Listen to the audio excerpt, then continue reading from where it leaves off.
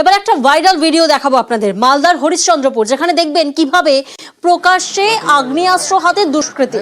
দেখুন, আগ্নেয়াস্ত্র নিয়ে দাপাদাপি করে বেড়াচ্ছে দুষ্কৃতী। মালদার হরিশ্চন্দ্রপুরে আগ্নেয়াস্ত্র হাতে যুবকের সেই ভাইরাল ভিডিও।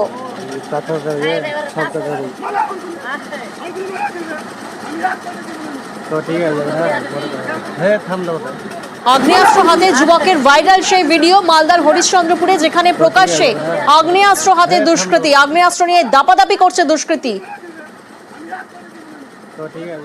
খবর পেয়েই অভিযুক্তকে পাকড়াও পুলিশের। প্রতিনিধি সেবক এই মুহূর্তে আমাদের সঙ্গে রয়েছেন। সেবক, কে এই মনসুর রহমান?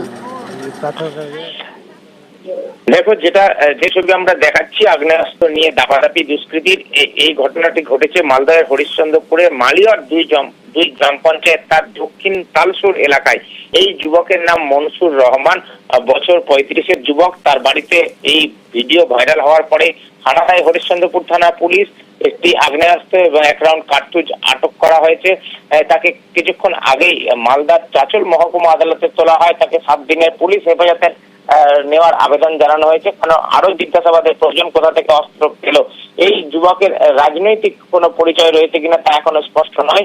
যদিও অস্ত্রের আমদানির এই ঘটনাকে ঘিরে শুরু হয়েছে শাসক বিরোধী চাপান উত্তর এবং শাসক বিরোধী একে অন্যের বিরুদ্ধে এই অস্ত্র আমদানির অভিযোগ তুলেছে। আর এই নিয়েই কিন্তু এই মুহূর্তে হইচই রাজনৈতিক মহলে এবং হরিশ্চন্দ্রপুরে যথেষ্ট হইচই রয়েছে। পুলিশ জানিয়েছে এই যুবককে জিজ্ঞাসাবাদের জন্য হেফাজতে নেওয়া হবে। এরপরে সে কি উদ্দেশ্যে অস্ত্র হাতে জড়ো হয়েছিল, কোথা থেকে অস্ত্র পেল তা নির্দিষ্ট করে খুঁজে বার করা হবে। প্রাথমিকভাবে যেটা জানা যাচ্ছে, এলাকায় একটি জমি জমা সংক্রান্ত বিবাদ প্রতিবেশীদের সঙ্গে সেই সময় অস্ত্র হাতে অন্যদেরকে ফাঁসানোর কাজ করছিল এই যুবক। তখনই এই ছবি তুলে সেই ছবি ভাইরাল হয় এবং তার ভিত্তিতে তাকে গ্রেফতার করা হয়েছে।